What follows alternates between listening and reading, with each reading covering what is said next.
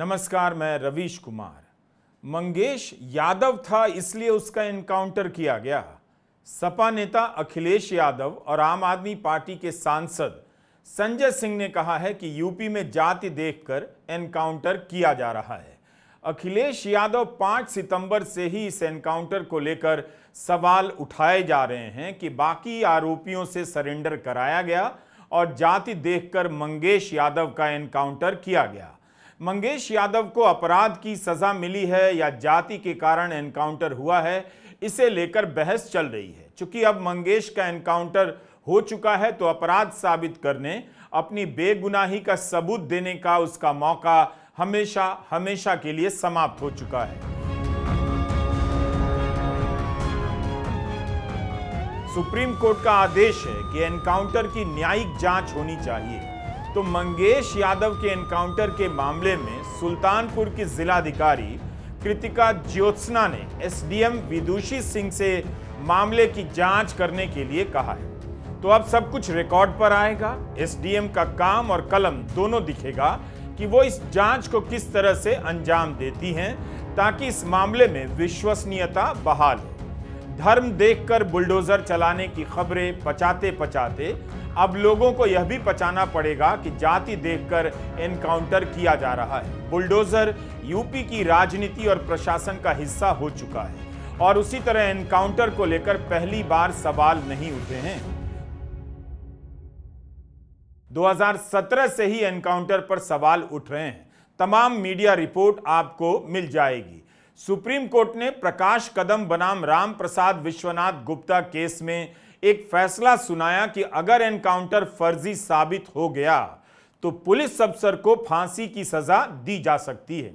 Supreme court ने इस case में कहा था कि ट्रिगर हैप्पी पुलिसकर्मी को अगर लगता है कि वह एनकाउंटर के नाम पर किसी को मार सकता है और बच जाएगा तो उसे पता होना चाहिए कि फांसी का फंदा उसका इंतजार कर रहा है। जो भी फर्जी एनकाउंटर करता है वो हमेशा हमेशा के लिए सिस्टम का अपराधी बन जाता है और सिस्टम के इशारे पर काम करने लगता है। सरकार और राजनीति की कृपा पर जिंदा रहता है कि हमेशा उसे बचाया जाता रहे। यह बात याद रखनी चाहिए। सुल्तानपुर में लूट की घटना के बाद जिस तरह से मंगेश यादव का एनकाउंटर हुआ है, लोग सवाल उठा रहे हैं। यह भी किसी घटना का मास्टरमाइंड विपिन सिंह इसलिए छोड़ दिया गया कि वह यादव नहीं था, उसके नाम के आगे सिंह लगा था, उससे सरेंडर कराया गया। उत्तर प्रदेश के लिए यह बेहद दुखद प्रसंग है कि यहां इन बातों की चर्चा हो रही है। इससे यह भी पता चलता है कि समाज राजनीतिक तौर पर कितना सड़ गया है। बुलडोजर और एनकाउंटर का समर्थन यहां के समाज को आगे भी सड़ाता रहेगा। अगर इतनी सी बात लोगों को समझ में नहीं आती है कि मंगेश यादव को क्यों मारा गया, विपिन सिंह को क्यों छोड़ दिया गया, तो इस राजनीति पर आने से पहले आपको हैदराबाद ले जाना चाहता हूं। इस वीडियो को ध्यान से देखिएगा, आपको पता चलेगा कि अक्सर एनकाउंटर क्यों फर्जी साबित होते हैं और एनकाउंटर पर क्यों संदेह करना चाहिए। वर्दी में हत्या करने से आप कानून की नजर में बच जाएंगे या बचा लिए जाएंगे, मगर खुद की नजर में हत्यारे तो बन ही जाते हैं। आईना बता देता है कि वर्दी पहनने वाला कौन है। घर परिवार के लोग भी संदेह से देखते होंगे कि आपने किसी की हत्या तो नहीं की या कानून की रक्षा में गोली चलाई। यह बात इसलिए कह रहा हूं कि नवंबर 2019 में हैदराबाद में एक वेटरनरी डॉक्टर के साथ बलात्कार की घटना हुई और हत्या भी हो गई। 6 दिसंबर 2019 के दिन पुलिस 4 लोगों को उठाती है, एनकाउंटर कर देती है और पुलिस वही सब तर्क देती है। चारों ने पुलिस पर हमला किया तो पुलिस ने आत्मरक्षा में गोली चला दी, चारों मर गए। सुप्रीम कोर्ट ने जस्टिस वीएस सिरपुरकर की अध्यक्षता में एक जांच कमेटी बिठा दी। इस कमेटी ने पुलिस की तमाम थ्योरी को बोगस बताया और एनकाउंटर में शामिल 10 लोगों के खिलाफ एफआईआर के आदेश दिए, सिफारिश की। सिरपुरकर आयोग ने हैदराबाद एनकाउंटर को लेकर कई सवाल पूछा कि वहां पुलिस के अलावा कोई दूसरा प्रत्यक्षदर्शी था या नहीं, पुलिस मैनुअल का पालन किया गया या नहीं, 4 लोगों के एनकाउंटर के बाद एफआईआर क्यों दर्ज की गई, जब मार दिए गए तब बलात्कार और हत्या के आरोपी बनाया जाता है। सुप्रीम कोर्ट की जांच कमेटी ने तो यह भी पूछा कि पुलिस कर्मियों को किस तरह की चोटें आईं। तेलंगाना सरकार ने इस एनकाउंटर के खिलाफ न्यायिक जांच क्यों नहीं शुरू की, जो कानून के हिसाब से होना ही चाहिए था। इस केस में तेलंगाना पुलिस ने एक कहानी बनाई कि मोहम्मद आरिफ, जोलू शिवा, जोलू नवीन और चिंता कुंता चेन्ना केसावलू चारों आरोपियों ने हथियार छीनने की कोशिश की, इसलिए एनकाउंटर किया। बाद में तेलंगाना हाई कोर्ट की सिंगल जज की बेंच ने जस्टिस सिरपुरकर कमेटी की रिपोर्ट पर कार्रवाई करने से रोक लगा दी। आगे की जानकारी हमारे पास नहीं है और इस देश में आप जानते हैं, मई 2020 में अमेरिका में एक घटना हुई।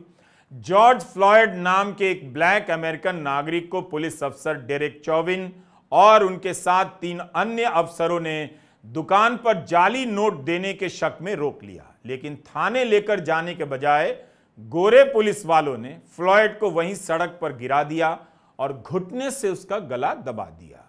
फ्लॉयड कई बार बोलते रहे कि उन्हें सांस लेने में तकलीफ हो रही है, आई कांट ब्रीथ, लेकिन अफसर ने गला नहीं छोड़ा। 9 मिनट से ज्यादा समय तक गला दबाए रखा। जॉर्ज फ्लॉयड की मौत हो गई। पूरा अमेरिका पुलिस की इस हिंसा के खिलाफ सड़क पर आ गया। पुलिस को घटना में शामिल चारों अफसरों को फौरन बर्खास्त करना पड़ा और 1 साल के भीतर ट्रायल हो गया। 2021 में पुलिस अफसर डेरेक चौविन को हत्या के आरोप में दोषी पाया गया और निर्दोष नागरिक को जान से मारने वाले इस पुलिस अधिकारी को 22 साल के लिए जेल में भेज दिया गया। जनता ने इतना बड़ा आंदोलन किया कि अमेरिका की पुलिस को माफी मांगनी पड़ गई। जिस समाज में बुलडोजर और एनकाउंटर का जश्न मनाया जाता है, वह समाज काफी डरावना हो जाता है। जब बिना कोर्ट कचहरी के सड़क पर इंसाफ होने लग जाए, इससे दुखद कुछ और नहीं हो सकता।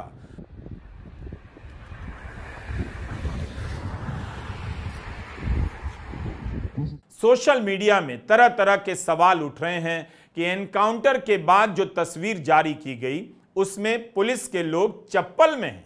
कोई अधिकारी की जाति और अपराधी की जाति की बात कर रहा है, कोई जूते चप्पलों की बात कर रहा है, तो कोई यह भी उदाहरण दे रहा है कि एसटीएफ के डीएसपी डीके शाही की पत्नी रितु शाही बीजेपी से जुड़ी हैं, महिला आयोग की अध्यक्ष बनाई गई हैं।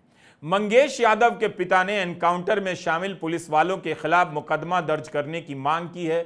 समाजवादी पार्टी इस घटना को लेकर ट्विटर पर आक्रामक होती जा रही है। मंगेश यादव को लेकर अखिलेश यादव ने लगातार ट्वीट किए हैं। 5 सितंबर को अखिलेश ने ट्वीट किया कि सुल्तानपुर की डकैती में शामिल लोगों से सत्ता पक्ष का गहरा संपर्क था, इसलिए नकली एनकाउंटर से पहले मुख्य आरोपी से संपर्क साधकर सरेंडर करा दिया गया और अन्य सपक्षीय लोगों के पैरों पर सिर्फ दिखावटी गोली मारी गई और जात देखकर जान ली गई। लगता है नकली एनकाउंटर रक्षक को भक्षक बना देते हैं। समाधान नकली एनकाउंटर नहीं है, असली कानून व्यवस्था है। भाजपा राज अपराधियों का अमृतकाल है। यह अखिलेश यादव का पहला ट्वीट है। दूसरे ट्वीट में कहते हैं 2 दिन पहले जिसे उठाया और एनकाउंटर के नाम पर बंदूक सटाकर गोली मारकर हत्या की गई, अब उसकी मेडिकल रिपोर्ट बदलवाने का दबाव डाला जा रहा है। इस संगीन शासकीय अपराध का सर्वोच्च न्यायालय तुरंत संज्ञान ले, इससे पहले कि सबूत मिटा दिए जाएं। 7 सितंबर को भी अखिलेश यादव ने ट्वीट किए और सवाल उठाए। उनका कहना है कि जब सारे आरोपी धर लिए गए तो लूट का सारा सामान कहां गया। अखिलेश यह भी पूछ रहे हैं कि जो लुटेरे बन गए वो किसी और के आदमी तो नहीं थे, किसने सोना लूटा है। जो बरामद हुआ वो लूट का 10% भी नहीं। किसी भी राज्य की पुलिस की हिरासत में मौत के समय सवाल उठाना पड़ता है और यह जरूरी है। अगर यह व्यवस्था का हिस्सा बनता चला गया और समाज में चुप्पी उसकी पहचान बनती चली गई तो किसी के लिए भी खतरा हो सकता है, किसी का भी नंबर आ जाएगा। यहां तक कि सेना भी एनकाउंटर करे तो लोगों ने सवाल उठाए हैं और कई बार उनके सवाल सही जगह पर जाकर लगे हैं और साबित भी हुए हैं। पिछले साल दिसंबर की घटना बताता हूं। जम्मू कश्मीर के पुंछ में गुज्जर बकरवाल समुदाय के 3 लोगों की सेना की हिरासत में मौत हो गई। 29 सेकंड का वीडियो वायरल हो गया, सच्चाई सामने आ गई। ऐसा हंगामा मचा कि जम्मू कश्मीर पुलिस को सेना के इन अधिकारियों के खिलाफ एफआईआर करनी पड़ी, उनके खिलाफ हत्या का मुकदमा दर्ज हुआ। जम्मू कश्मीर सरकार को घोषणा करनी पड़ गई कि जिन 3 नागरिकों की हिरासत में मौत हुई है, उनके परिवार से किसी एक को नौकरी दी जाएगी। तात्पर्य यह है, कहने का मतलब है कि सेना पर हमला, कानून व्यवस्था से खिलवाड़ के नाम पर किसी को हिरासत में नुकसान नहीं पहुंचाया जा सकता और ना एनकाउंटर किया जा सकता है। इसलिए मंगेश यादव के केस में अखिलेश यादव का सवाल करना, संजय सिंह का सवाल करना अपराधी का साथ देना नहीं है, बल्कि किसी भी एनकाउंटर में यही किया जाना चाहिए, क्योंकि एनकाउंटर अक्सर फर्जी साबित हो जाते हैं। मंगेश यादव जौनपुर का रहने वाला, उसकी बहन प्रिंसी यादव का बयान चल रहा है मीडिया में। पुलिस मंगेश को घर से ले गई, पूछताछ के बाद वापस कर देगी यह बताकर ले गई, लेकिन बाद में आकर जानकारी दी जाती है कि एनकाउंटर कर दिया गया। इंडियन एक्सप्रेस में मनीष साहू की रिपोर्ट है कि जिस दुकान में लूट की घटना हुई, उसके दुकानदार ने यह नहीं बताया कि कितने का माल लूटा गया है, मगर पुलिस 1 करोड़ बता रही है। दुकानदार ने किसी की पहचान नहीं की, कहा कि सभी 5 नकाब में थे। समाजवादी पार्टी के नेता तरह तरह से सवाल उठा रहे हैं, कह रहे हैं कि मंगेश यादव के खिलाफ 7 मुकदमे थे, लेकिन मुख्य आरोपी विपिन सिंह के खिलाफ तो 34 मुकदमे हैं, उससे सरेंडर कराया गया। इसी केस में 3 अन्य सचिन सिंह हैं, पुष्पेंद्र सिंह हैं, त्रिभुवन सिंह हैं, इन सभी को गिरफ्तार किया गया।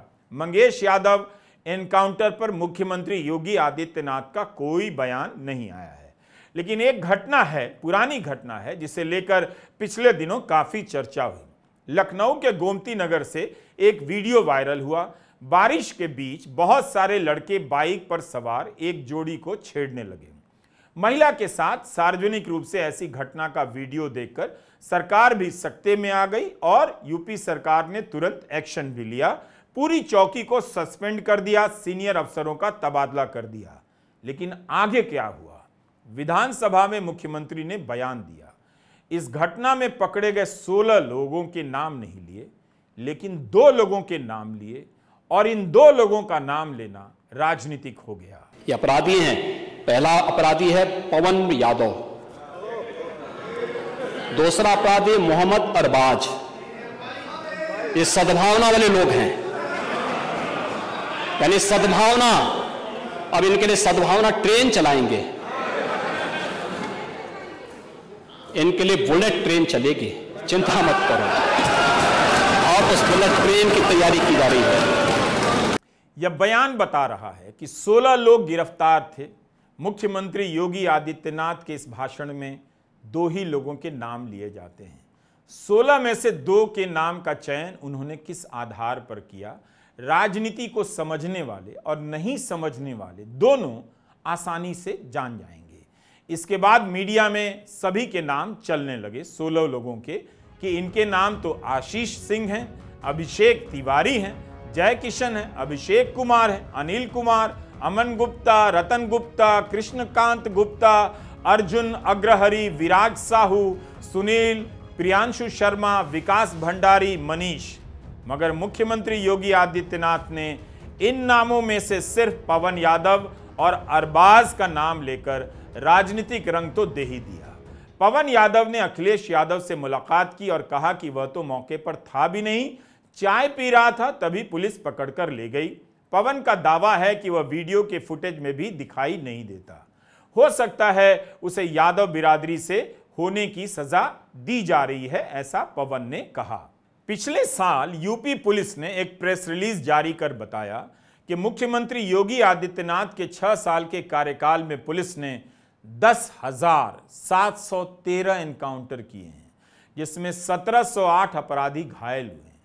सबसे अधिक एनकाउंटर 3,152 एनकाउंटर मेरठ पुलिस ने किए। एक जिले की पुलिस अगर 3,000 से अधिक एनकाउंटर करे, इसका मतलब है संदेह के पर्याप्त कारण हो सकते हैं। सुप्रीम कोर्ट को संज्ञान लेना चाहिए। भारत का संविधान हर अपराधी को ट्रायल फेस करने का अधिकार देता है। सितंबर 2021 में सहारनपुर में 12 पुलिस वालों के खिलाफ एक मुकदमा दर्ज हुआ।